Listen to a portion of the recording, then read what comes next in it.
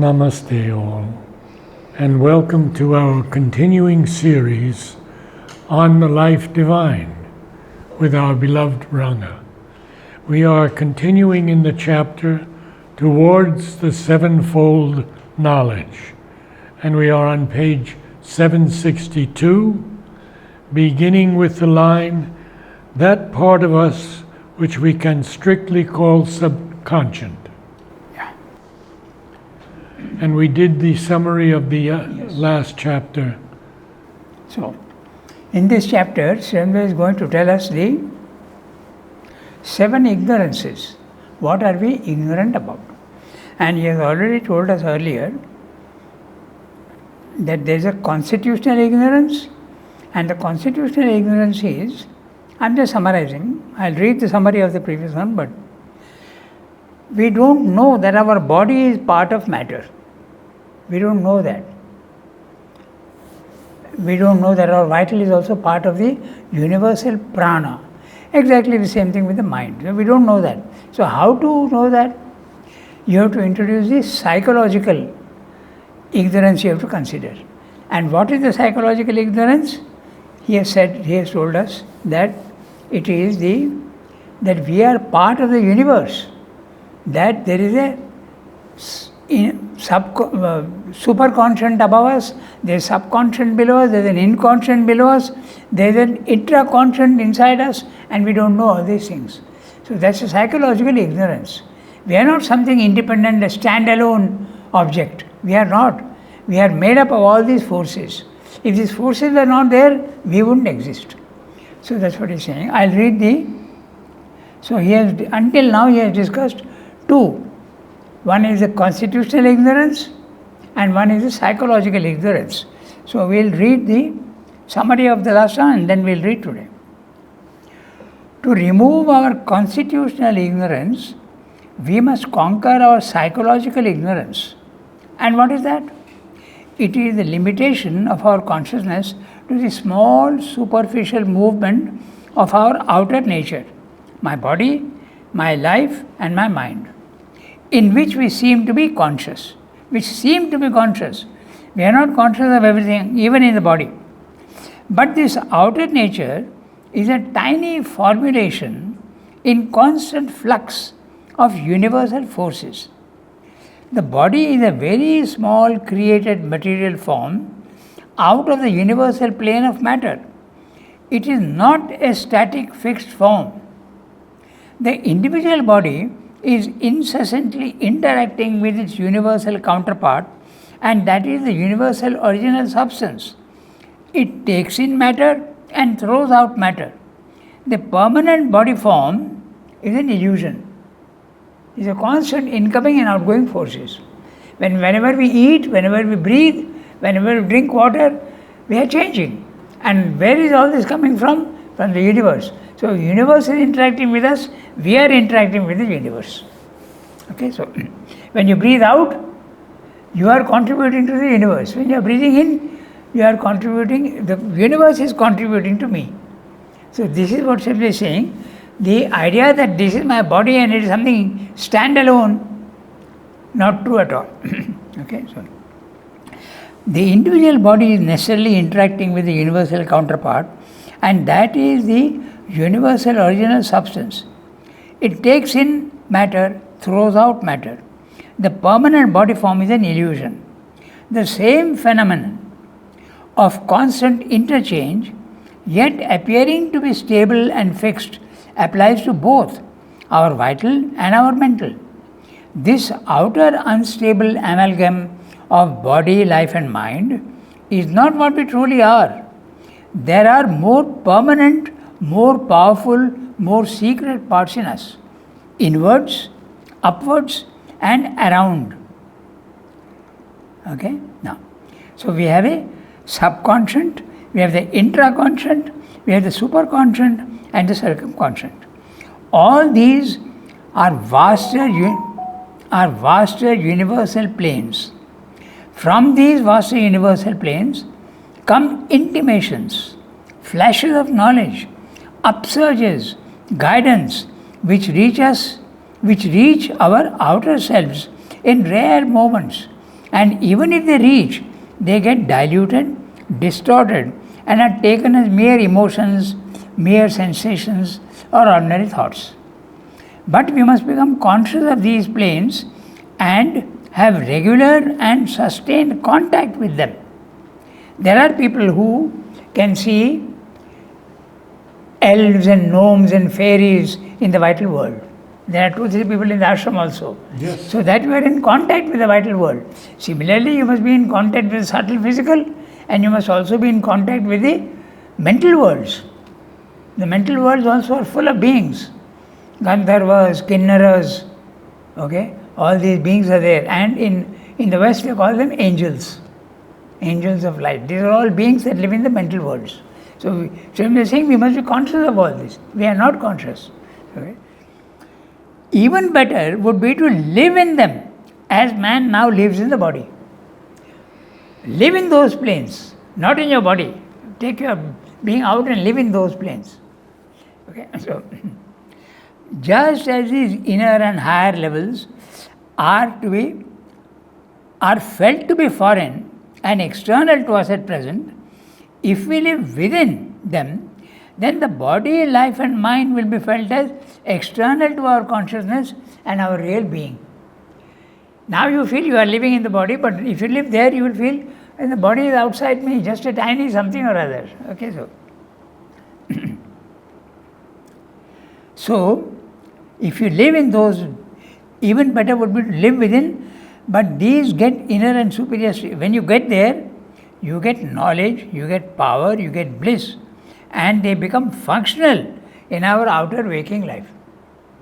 Now I may know mentally that yes, there are beings there, but I can't do anything about it. But if my being goes there and lives in those worlds, I can get the power to use that knowledge in the physical world. And what process will it be? Will it be the process of the spiritual planes of consciousness, or will it be the interactive? He is talking of the intraconscient, which are not the spiritual planes of consciousness. Yes. Spiritual planes of consciousness are above. What I call superconscient, but this is the intraconscient. They are occult forces, but they are intraconscient. Normally, it doesn't use the word spiritual for these, for the intraconscient. You get so knowledge. They can be accessed without rising up. Pardon? They can be accessed without rising to those spiritual that's right. realms.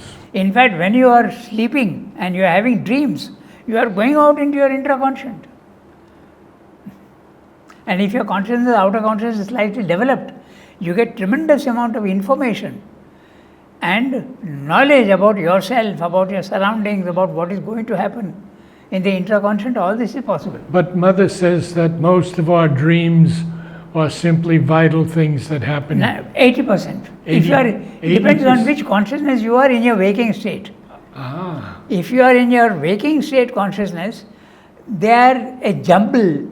The dreams are a jumble of all sorts of things that happen in the physical world. If I am coming from knowledge, I am coming home. At the corner, there is a coffee shop.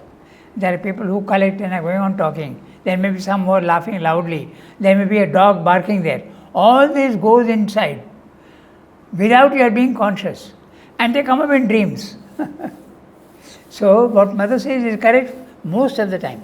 But if your consciousness is already inward oriented, then when you go into your intraconscient, you get a lot of knowledge. So that's what he's saying. They become functional if you are living in those planes. So that's what he has said about in the previous para. Now we read today's para, beginning with that part of us which we can strictly call subconscient. So that I'll read the sentence and we come back. That part of us which we can strictly call subconscient, because it is below the level of mind and conscious life, inferior and obscure, covers the purely physical and vital elements of our constitution of bodily being, unmentalized, unobserved by the mind, uncontrolled by it in their action. So let's see what is meaning. Okay. So first of all, he's saying which is strictly called subconscious. Why is he saying that? Because sometimes you use the word subconscious even for the intraconscious. So, because subconscious means below your conscious level.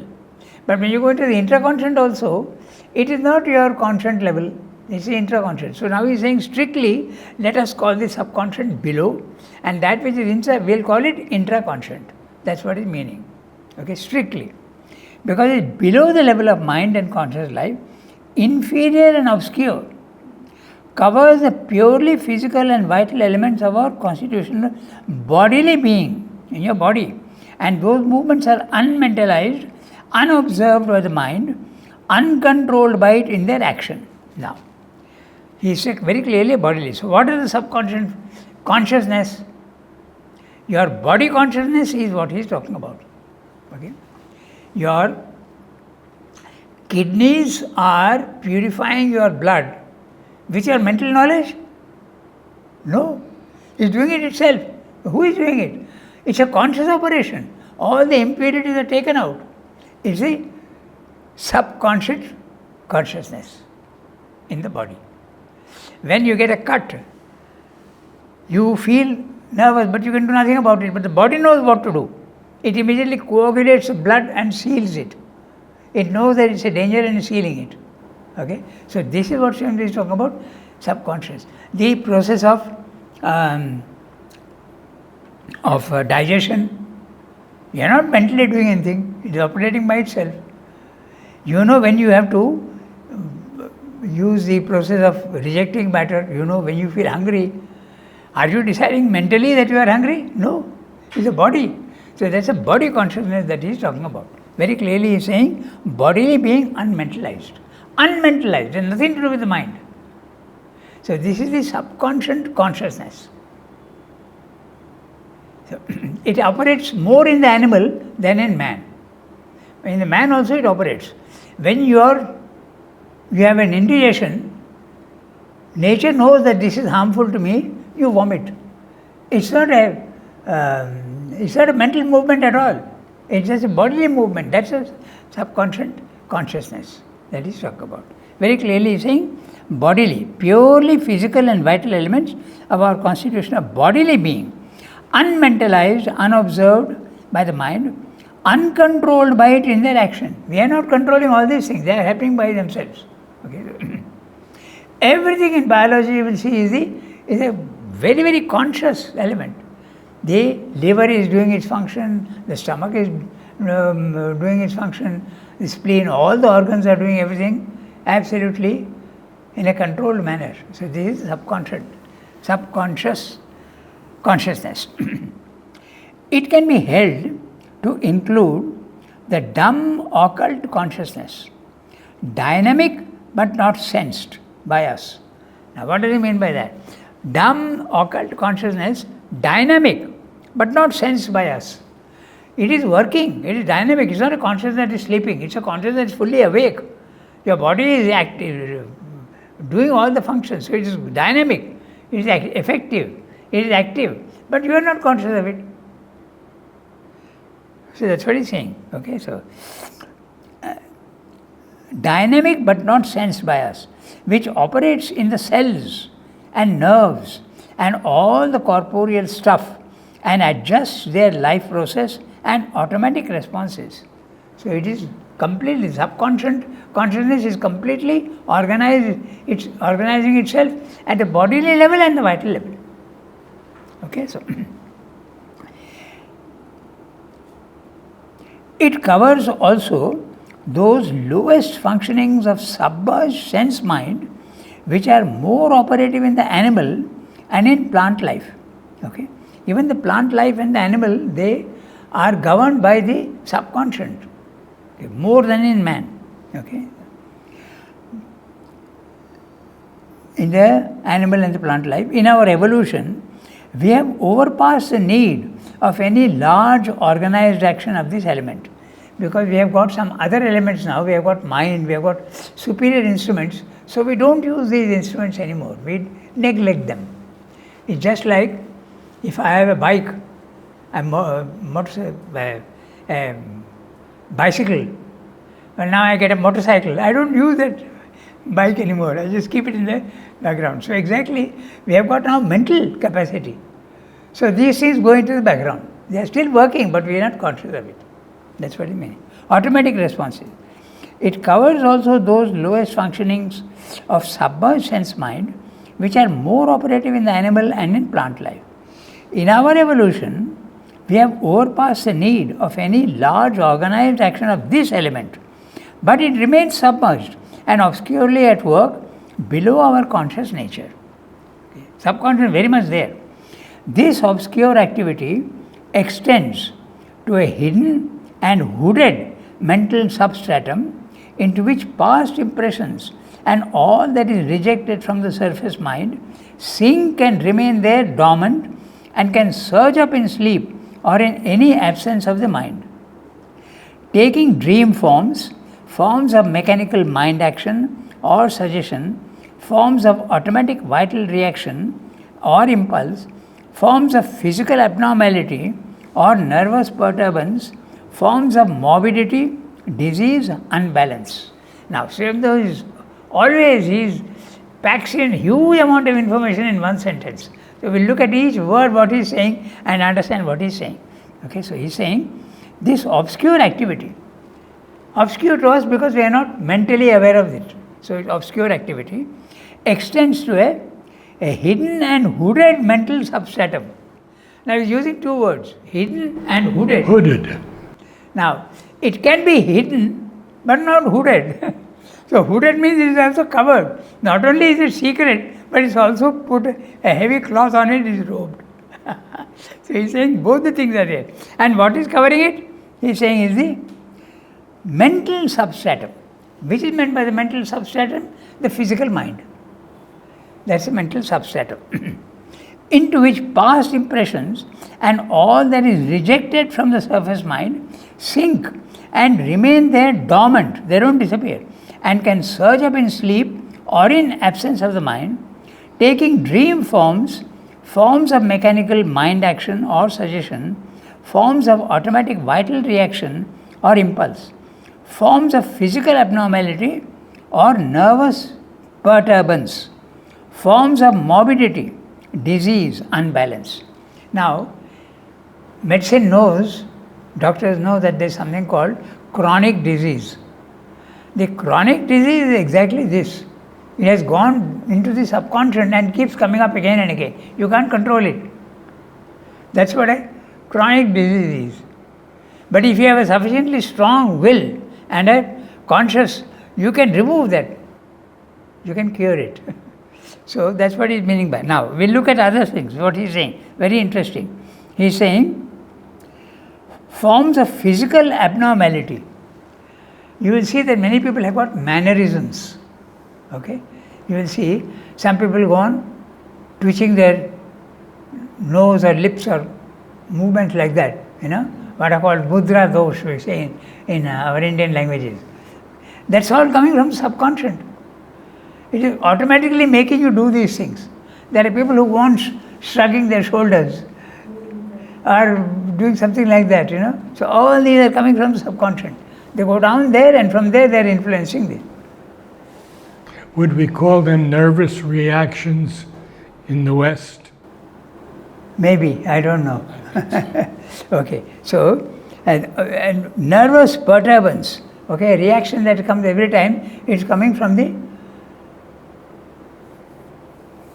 there's a lady, now my neighbor, who is very afraid of certain things. So this fear, something must have happened once, it has gone down to subconscious and she is afraid of even people outside the house. If they are drunk, she gets nervous. So all these are coming from the subconscious. She keeps the lights on all the time. So fears, okay. These are all. There are people who are afraid of heights. There are people who are afraid of water. So all these movements are coming from the subconscious, including, as I said, your mudra dosh, all these things. Okay.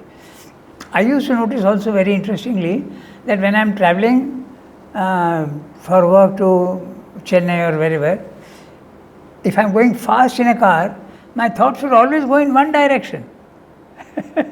So the outer circumstances produce these things and they come up from the subconscious. So this is very interesting what he's saying. They are forms of automatic vital reaction or impulse, forms of physical abnormality, we have discussed that, or nervous perturbance, okay? Forms of morbidity, disease, unbalance. Forms of morbidity, disease, chronic diseases. Okay. Unbalance also, this comes from there. Out of the subconscious, we bring ordinarily so much to the surface as our waking sense, mind and intelligence need for their purpose. If I have done my 5-year medical course, it's not constantly present in my mind, but it is there, and when I want, I remember and bring it up. So simply saying that out of the subconscious, we bring ordinarily so much to the surface as our waking sense, mind and intelligence need for their purpose. So, in so bringing them up, we are not aware of their nature, origin, operation, and do not apprehend them in their own values, but by translation into the values of our waking human sense and intelligence. They are coming from there, but we don't know from where they are coming, but we understand it with the mind in a totally different way. We don't know the origin. That's what he's saying. But the risings of the subconscious, its effects upon the mind and body, are mostly automatic, uncalled for, and involuntary. For we have no knowledge and therefore no control of the subconscious. It is only by an experience abnormal to us, most commonly in illness or some disturbance of balance, that we can become directly aware of something in the dumb world, dumb but very active, of our bodily being and vitality, or grow conscious of the secret movements of the mechanical, subhuman, physical and vital which underlies our surface. Vital Mechanical, mind. subhuman. Vital mind. Subhuman, physical and vital mind which underlies our surface below. The consciousness which is ours but seems not ours because it is not part of our known mentality. This and much more lives concealed in the subconscious. So he is explaining this about the subconscious. So it's a very powerful thing. Although we are not conscious of it, it is very powerful. That is the reason why people do mantra japa. Okay? You go on reciting the mantras, reciting. It goes down into the subconscious and then comes up automatically, changing your waking consciousness also. Or those who do beads. Okay? All these is the reason. Put these good things forcibly into your subconscious. That changes you altogether. So, I'll read the summary of what he's saying here. It's a very interesting para. Let us now see what the nature of the subconscious is. The subconscious is that which is below our normal waking self-nature. It's an inferior, obscure, unformulated, unmentalized action of an energy which we cannot really call conscious. But it's very active, full of constant movement, a blind, unguided and uncontrolled, non-mental consciousness, a dark and dense substance. Man does not normally have access to this region, nor is he conscious of it. All that happens in waking life, everything noticed, semi-observed or even unobserved at all of it is thrown into this dark pit and is retained in obscure seed form. The subconscious does not throw up these impressions into waking life, just as gas emissions in a bog or a marshy land. But man is not conscious of their origin. So just as these gas emissions come up from boggy land, these ideas also come up but you don't know from where they are coming from subconscious. I had a very interesting experience once of somebody who, it's a little funny also, okay. So this person is saying herself, she says something very funny, absolutely out of context. Okay? So, and then she starts laughing and says, from where did these words come? I don't know. So she is conscious that she is speaking something irrelevant, and yet she is surprised that from where it is coming. The subconscious. So, in this case, but it's not only a question of words, it's a question of feelings, it's a question of sensations. All these things come up. Okay? Sensations also is very interesting. Okay? You may have had sensations of burning or whatever, okay? But if you remember, then that sensation also can again repeat itself. It's a very interesting phenomena. You know that when you get injured in war or whatever, and your leg has to be amputated, okay, the intense pain in the leg, but it has to be amputated because it's beyond repair. You know where you feel the pain? After the amputation, you will feel it where the leg is not there. That's the funny part. So all this is the subconscious which is working and making you think that it's like that. Okay, so. Now, man does not normally have access to this region, nor is he conscious of it. All that happens in waking life, everything noticed, semi-observed, or even unobserved at all, is thrown into this dark pit and is retained in obscure seed form. That's an interesting thing, we'll discuss that. The subconscious does not throw up these impressions into waking life, just as gas emissions in a boggy or marshy land. But man is not conscious of their origin. All fixed habits, all chronic diseases are the contributions of the subconscious, also the inconscient. Even in yoga, all that is rejected from waking life goes down into the subconscious and remains there in seed form. They are never fully eliminated. These are potentially capable of resurfacing again in the outer nature. This is the biggest difficulty in integral yoga. Okay? Now, rejection has to be repeated ad infinitum to be absolutely successful. Now it doesn't come up again. It is this mechanism of nature that stores all past evolutionary history. Nothing is ever rejected or destroyed. Okay? So, it's an interesting thing, Gita mentions this, the Bhagavad Gita. It says that all that is in existence can never go out, and all that is not in existence can never come into it.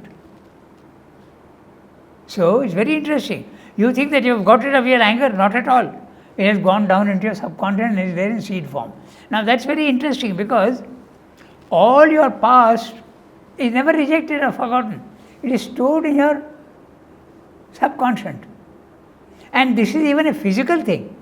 The fertilized cell, okay, the embryo goes through all the development of all your past evolution, including the animal forms. In these 9 months, it takes all these forms and comes up. Everything is retained, nothing is rejected. But when you speak of the anger in you, yes, you've also told us that the anger is coming into you. But you are accepting it. And you're accepting it. The moment you are accepting it, will become part of you. Got it. Got it. That's the thing. Okay? So it's very interesting what he's saying, that this is the, it remains there. And interesting. So if you go into your subconscious or your intraconscious, you can know your past because it has not disappeared. It is there recorded. Nothing that has existed ever disappears. It is recorded in your subconscious. Is that how people remember their past lives? Yes. Also, not only that, but there's a very interesting case of Edgar Cayce. Okay. So there's an Edgar Cayce institution also in Arizona or somewhere. So he could go, nothing personal. He can go out even into past history and say that this is there, that is there. In fact, he made one forecast which came true. the scrolls, they were discovered somewhere in that Palestine area. He said that they are there somewhere. I don't know exactly what they are, but these scrolls which are there, okay, I think it's something to do with the Jewish tradition. Yes. So they did discover after he had said that they are there in the caves. So like that you can see so many things. So rejection has to be repeated ad infinitum. That we saw just now. Okay, so everything is stored in your. That's the reason why. The Theosophists explain that in a very interesting way. Okay, they say, take a dish of water, a big dish of water. It's absolutely without any movement. Now you take a finger and press it in the middle. A wave starts propagating outwards. Okay, because when you do that, there is a wave, circular wave that goes on. Now it comes to the edge of the dish and dies down. But let us suppose that there is no dish, but it is infinite. Will it ever dive down? Because there is no resistance. So it will go on. In other words, every event which you can think of as a vibration never dies, it is retained. So it's a very interesting way of explaining that nothing dies. Everything is stored below. That's the subconscious. So, now we go to the next para.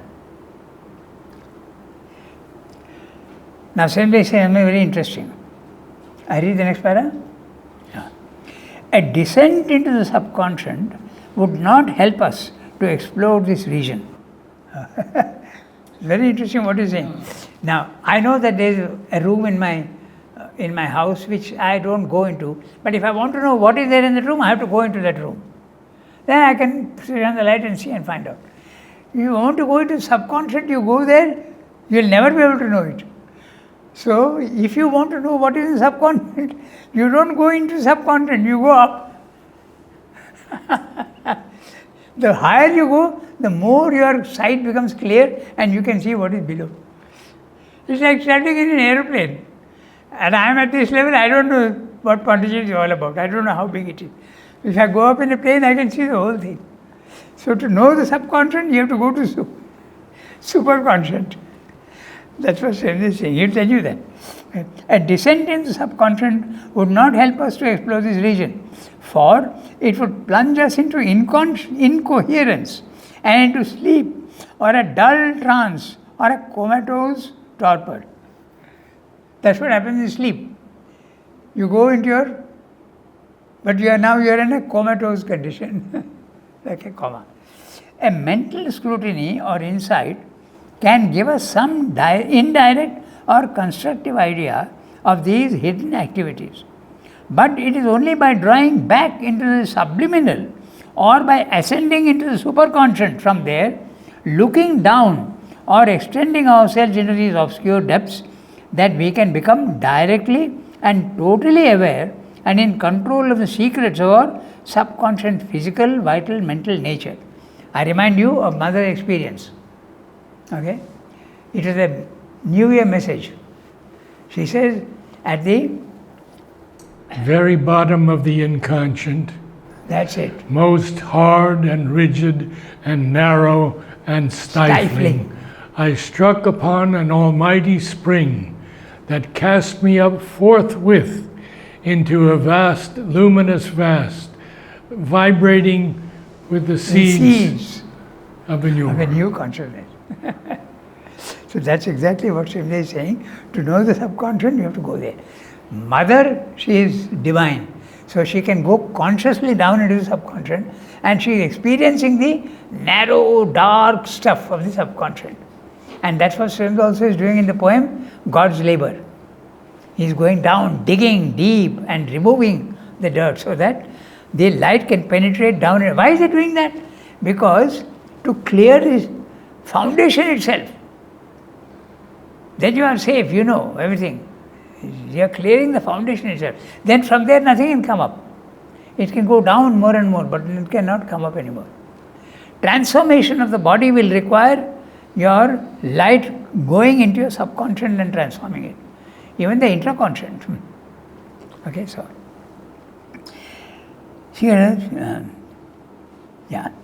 this awareness, this control are of the utmost importance, for the subconscious is the inconscient in the process of becoming conscious.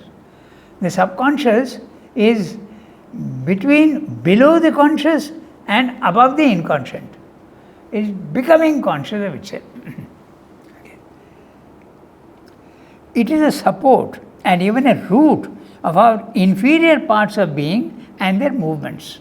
Subconscious is very powerful. It completely dominates your lower life. It sustains and reinforces all in us that clings most and refuses to change. Our mechanical recurrences of unintelligent thought, our persistent obstinacies of feeling, sensation, impulse, propensity, our uncontrolled fixities of character. The animal in us, the infernal also, okay, has its lair of retreat in the dense jungle of the subconscious. Now, Srila is using the word infernal. Infernal means belonging to hell, in the lowest regions. Okay, so even that, okay, that is there in us, has its lair of retreat in the dense jungle of the subconscious. To penetrate there, to bring in light and establish a control, is indispensable for the completeness of any higher life, for any integral transformation of the nature. So, if you want to transform, bring in and transform, you have to clear your subconscious. That's what Swami is saying. Why is he saying all this? He is discussing the causes of our ignorance. He is discussing psychological ignorance. So now he has discussed the subconscious. Next he will go to the intraconscious and the subconscious. Okay, we read the next para. The part of us that we have characterized as intraconscient and circumconscient is a still more potent and much more valuable element in the constitution of our being. It includes the large action of an inner intelligence and inner sense mind, of an inner vital, even of an inner subtle physical being, which upholds and embraces our waking consciousness, which is not brought to the front, which is subliminal in the modern phrase. But when we can enter and explore this hidden self, we find that our waking sense and intelligence are, for the most part, a selection from what we secretly are and can be, an exteriorized and much mutilated and vulgarized edition of our real, our hidden being, or an upthrow from its depths. Okay. So he is talking of the intraconscious, and all that you have experienced in your past lives is stored in seed form in the intraconscious. How does this apply to the Akashic records? Yes, that's very interesting. Suppose you have been a soldier in your past life. Okay, you have absorbed you have learnt courage. So that is stored in the intraconscious, and it will apply in other fields also, not in war. Okay, so that is it. Suppose you have been an artist in your past life, the sensitivity to beauty will be stored inside. Your aesthetic sense will be developed. Now the aesthetic sense will be applied in this life in other fields also. Even on your table, you will arrange everything properly. It won't be a mess. Okay, so it's very interesting. Okay, so it reminds me of an interesting joke in our school. Okay, so the teacher was telling the children, not small children, the teacher was telling the children that whatever you are in yourself, okay, that gets expressed here. Okay, so it's like, so so one child gets up and says, points to his neighbor and says, his drawer is empty. So there is a correspondence between the in and out. So that's what Srimad is saying, that everything coming from the intraconscious, part of it is coming out, not all fully. Whatever you have got in your past life that is there, is coming out and coloring your present life. Okay, so our surface being has been formed with the subliminal help by an evolution out of the inconscient for the utility of our present mental and physical life on earth. This that is behind is a formation mediating between the inconscient and the larger planes of life and mind, which have been created by the involutionary descent and whose pressure has helped to bring about the evolution of mind and life in matter. So, these involutionary planes are coming. When they are coming down, the universal mind, the universal vital, the universal physical, they are all coming down and they are vast fields, self-existent, and there is no defect in them. They are all very perfect.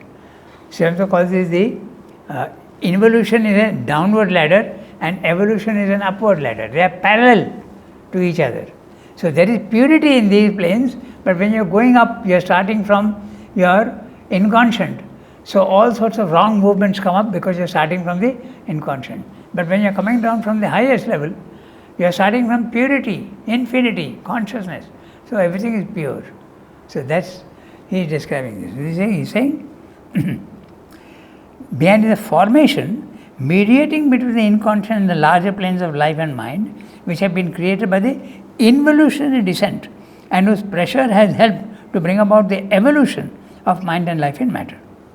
Our surface responses to physical existence have at their back the support of an activity in these veiled parts, are often responses from them modified by a surface mental rendering, but also that large part of our mentality and vitality which is not a response to the outside world but lives for itself and throws itself out on material existence to use and possess it.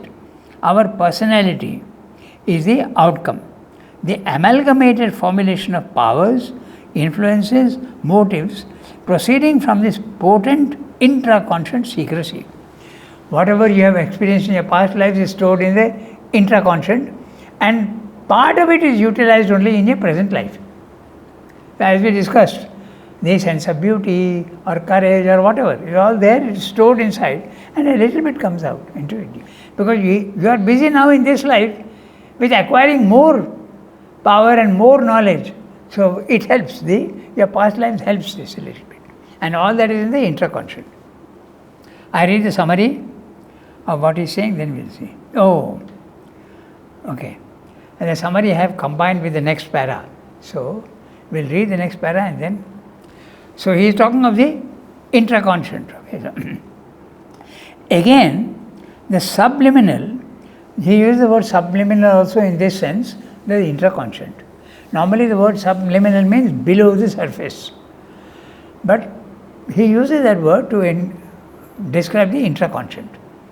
Okay, so again the subliminal extends itself into an enveloping consciousness through which it receives the shock of the currents and wave circuits pouring upon us from the universal mind, universal life, universal subtle matter forces. So, he is talking of the enveloping consciousness. What is your enveloping consciousness? Your aura. The aura that protects you.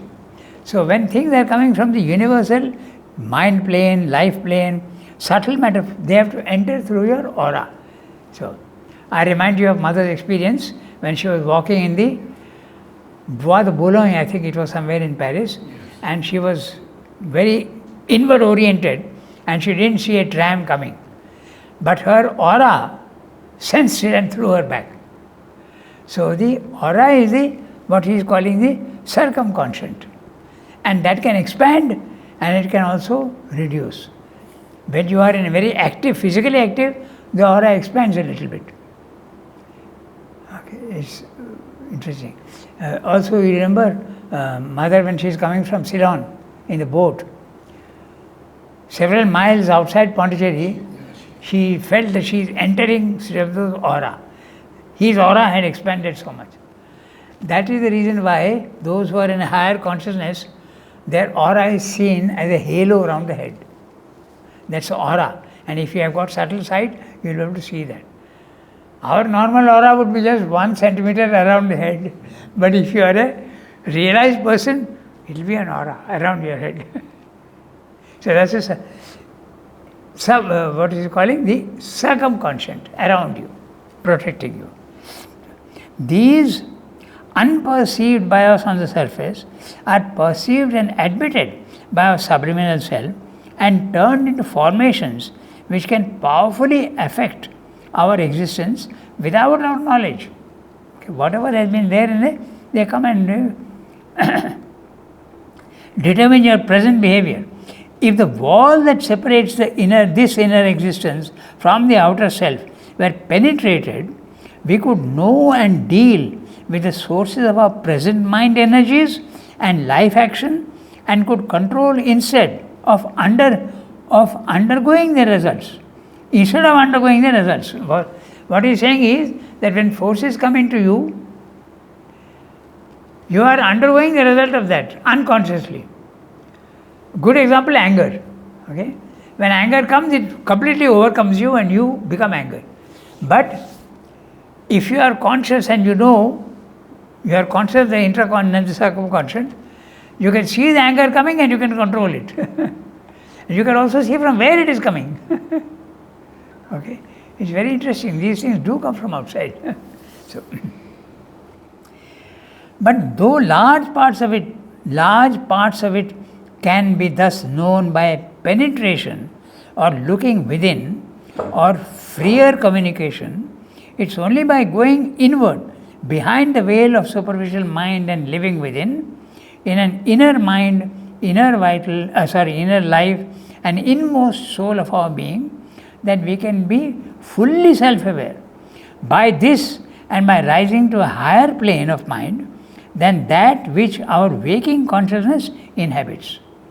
An enlargement and completion of our present evolutionary status, now still so hampered and truncated, would be the result of such an inward living.